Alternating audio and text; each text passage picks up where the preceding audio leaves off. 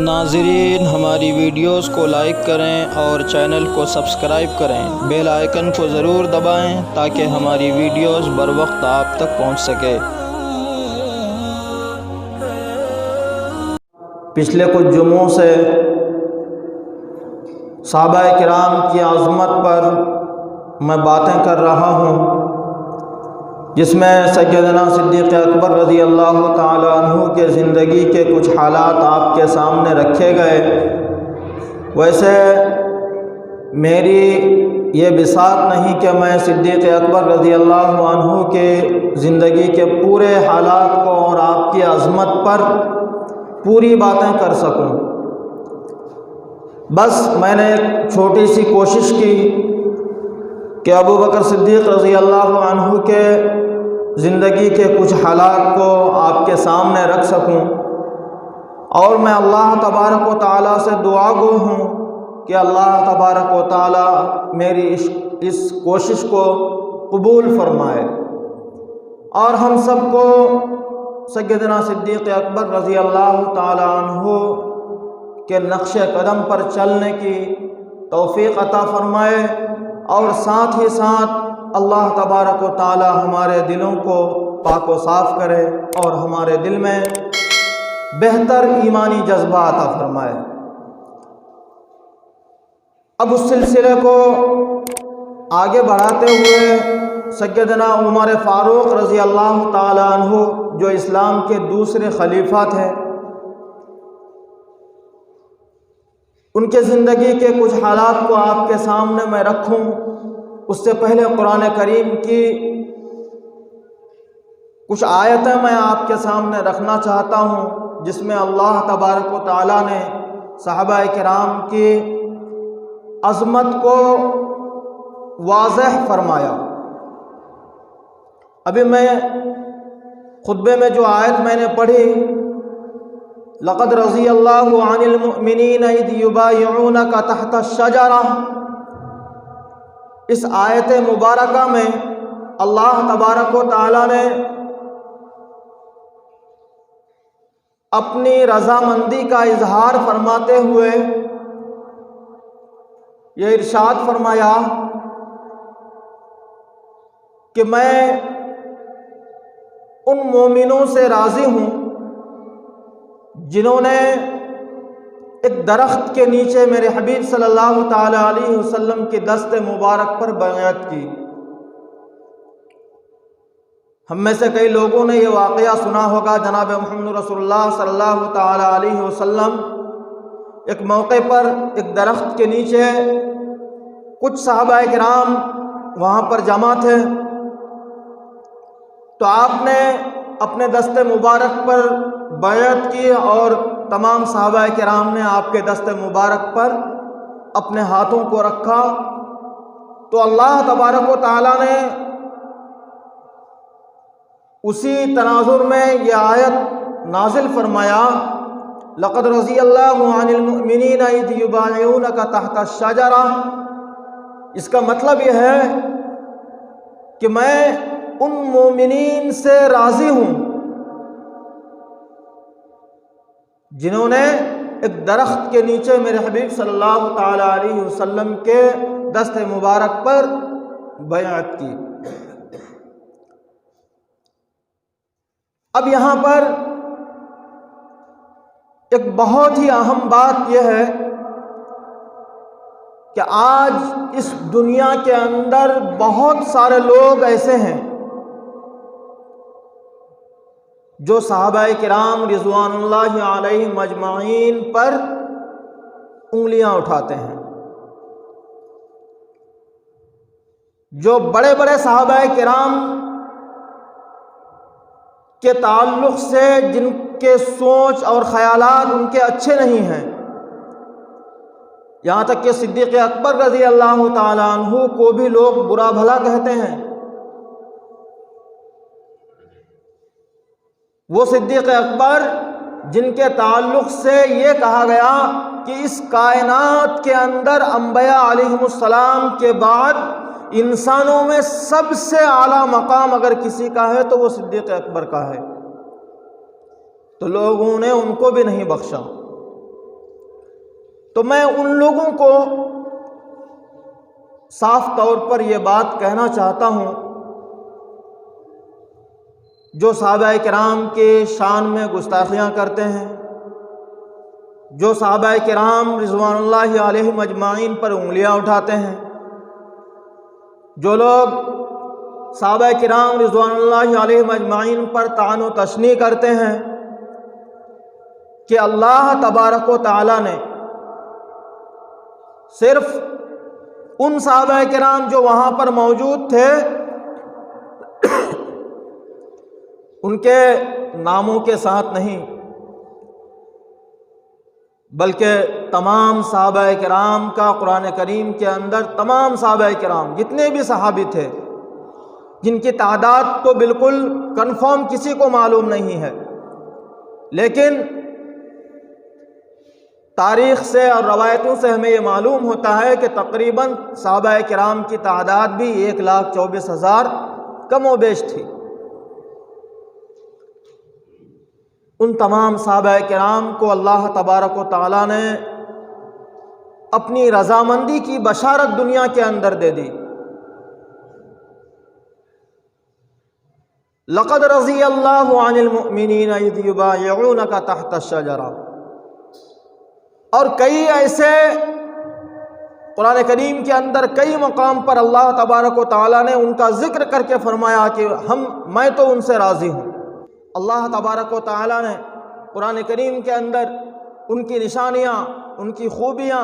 ان کے اندر کے ان کا جو اخلاق تھا، ان کا جو کیریکٹر تھا صحابہ کرام کا، تفصیل سے اللہ تبارک و تعالیٰ بتا رہے ہیں۔ محمد الرسول اللہ، کہ محمد اللہ کے رسول ہیں، والذین معہ اشداء علی الکفار، اور ان کے ساتھی محمد رسول اللہ صلی اللہ تعالیٰ علیہ وسلم کے ساتھی کون تھے؟ تمام دنیا جانتی ہے کہ صحابہ کرام ان کے ساتھی تھے، تو اللہ فرماتے ہیں والذین معہ اشداء علی الکفار، ان کے ساتھی جو کفاروں پر سخت تھے۔ اب اس کو آپ کئی معنی میں لے سکتے ہیں۔ جب کفار و مشرک ان صحابہ کرام پر ظلم و ستم کرتے تھے اسلام سے پھرنے کے لیے، اور جنہوں نے جناب محمد رسول اللہ صلی اللہ تعالی علیہ وسلم کے پیغام کو قبول کر لیا، آپ کے کلمے کو جنہوں نے پڑھ لیا، ان پر کفار و مشرکین ظلم و ستم کے پہاڑ توڑ دیتے تھے،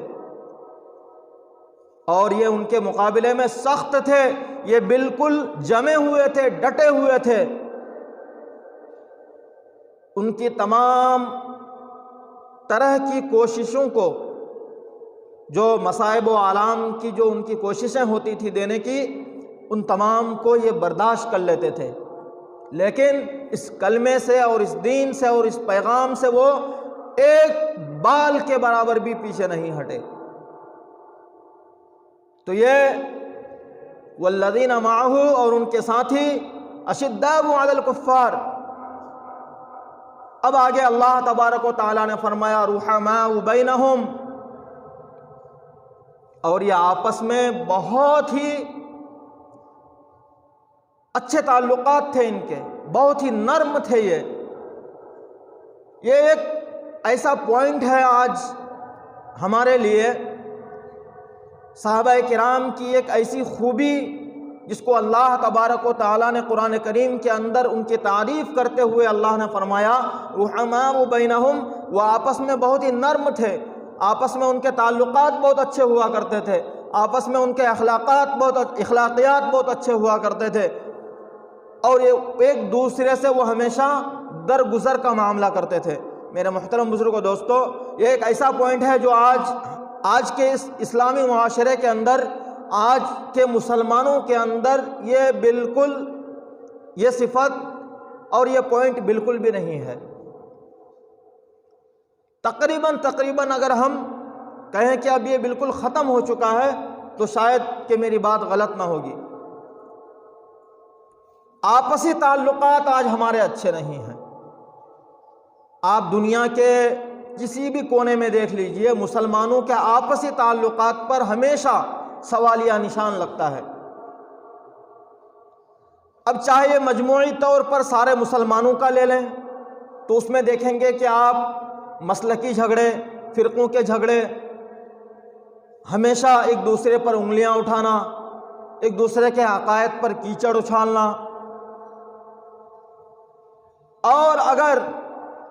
اس کو آپ انفرادی طور پر لے لیں، اپنے اپنے گھروں میں دیکھ لیں یا بستیوں میں دیکھ لیں تو برادری میں جھگڑے، خاندان کے اندر لڑائی جھگڑے، پڑوسیوں میں نا اتفاقیاں، اور اپنے گھروں کے اندر اگر دیکھیں گے تو بھائی بھائی میں نا اتفاقی، باپ بیٹے میں نا اتفاقی۔ تو یہ صحابہ کرام کی جو صفت تھی، یہ صحابہ کرام کے اندر جو خوبی تھی، جس کو اللہ تبارک و تعالیٰ نے بیان فرمایا قرآن کریم کے اندر، رحماء بینہم، اور وہ آپس میں بہت ہی نرم تھے۔ اب صحابہ کرام کے اگر آپ اخلاق کو دیکھیں گے تو میرے محترم بزرگوں دوستو، وہ کوئی ایک چھوٹا موٹا واقعہ نہیں ہے کہ چند منٹوں میں بیان کیا جائے۔ آپ کو تاریخ کی روشنی میں نظر ڈالنا پڑے گا، تاریخ کو آپ کو پڑھنا پڑے گا، صحابہ کرام کی زندگی کے حالات کو آپ کو پڑھنا پڑے گا۔ آپ کو ہزاروں ایسے ثبوت اور ایسی دلیلیں ملیں گی کہ واقعی صحابہ کرام رضوان اللہ علیہم اجمعین کے اخلاق کا کیا کہنا۔ جناب محمد رسول اللہ صلی اللہ تعالی علیہ وسلم کو جنہوں نے صحیح معنی میں اپنا نمونہ اور اپنا آئیڈیل بنایا تھا، یہ صحابہ کرام تھے۔ جیسا ہم آئینے میں دیکھ کر اپنے آپ کو سنوارتے ہیں، اپنے بالوں کو ہم سیدھا کرنے کے لیے، سنوارنے کے لیے آئینے کا استعمال کرتے ہیں کہ آئینہ جس میں ہمارا عکس نظر آئے گا اور ہم اس عکس کو دیکھ کر اپنے آپ کو سنواریں گے۔ تو صحابہ کرام نے حضور اکرم صلی اللہ تعالی علیہ وسلم کو دیکھ کر اپنے آپ کو سنوارا، حضور اکرم صلی اللہ تعالی علیہ وسلم کو دیکھ کر انہوں نے اپنے آپ کو ایسے سانچے میں ڈھالا اور اس طرح سے سنوارا کہ ان کے اخلاق کی، ان کے آپسی بھائی چارے کے تعلقات کی، ان کے پڑوسیوں کے ساتھ تعلقات کی، اور ان کے معاشرے کی، اگر آپ ان کے معاشرے کو دیکھیں گے تو یقیناً قیامت تک، صبح قیامت تک اس کی کوئی نظیر اور کوئی مثال، اس کا کوئی توڑ، اس کا کوئی بدل ہمیں نظر نہیں آتا۔ تو اللہ تبارک و تعالیٰ نے صحابہ کرام کے تعلق سے یہ فرمایا رحماء بینہم، کہ وہ آپس میں بہت ہی اچھے اخلاق تھے ان کے، اور اسی اخلاق کو آج ہمیں اپنے اندر لانے کی بہت ہی سخت ضرورت ہے۔ اتنی سخت ضرورت ہے کہ آج ہماری جو حالت زار ہے اور دنیا کے مسلمانوں کی جو حالت زار ہے، اس کا اگر کوئی مدلل، کوئی مضبوط اگر کچھ علاج ہے اس کا، تو وہ صرف اور صرف یہ ہے کہ آج مسلمانوں کے آپسی تعلقات پہلے بہتر ہو جائیں۔ وہ کہتے ہیں نا کہ ایک ہو جائیں تو بن سکتے ہیں خورشید مبیں، ورنہ ان بکھرے ہوئے تاروں سے کیا بات بنے۔ تارے جب آسمان پر آپ نظر ڈالیں گے تو آپ کو ان گن تارے نظر آئیں گے، اتنے کہ آپ اگر گننا چاہیں تو گن بھی نہیں سکتے، لیکن اتنے سارے تارے الگ الگ وہ زمین کو روشنی نہیں دے سکتی، اس کائنات کو وہ روشن نہیں کر سکتی، اور ایک خورشید مبیں ہے، ایک سورج ہے جو پورے آب و تاب کے ساتھ نکلتا ہے اور ساری دنیا کو وہ روشن کر دیتا ہے۔ تو میرے محترم بزرگوں دوستو، آج ہمارے اندر بہت بڑی خامی یہ ہے کہ آج ہمارے آپسی تعلقات اچھے نہیں ہیں۔ وقت کی کمی کے بنا پر میں اپنے باتوں کو یہیں پر ختم کر رہا ہوں۔ انشاءاللہ تعالی آئندہ جمعہ اب یہاں سے جو سلسلہ آگے ہے، اس آیت کریمہ کے اندر اور جو خوبیاں اللہ تبارک و تعالیٰ نے صحابہ کرام کی بیان کی ہیں، اس کو میں آگے آئندہ جمعے میں رکھوں گا۔ ہم سب مل کر دعا کریں کہ اللہ تبارک و تعالیٰ ہمارے ایمان کو صحیح کر دے، اللہ تبارک و تعالی ہمارے دلوں کو صحیح کر دے، اللہ تبارک و تعالی ہمیں نیک اعمال کرنے کی توفیق عطا فرمائے اور ہمارے آپسی تعلقات اور بھائی چارے کو قائم فرمائے۔ آمین وآخر دعوانا الحمدللہ رب العالمین۔ جو حضرات سنت ادا کیوں سنت ادا کر لیں۔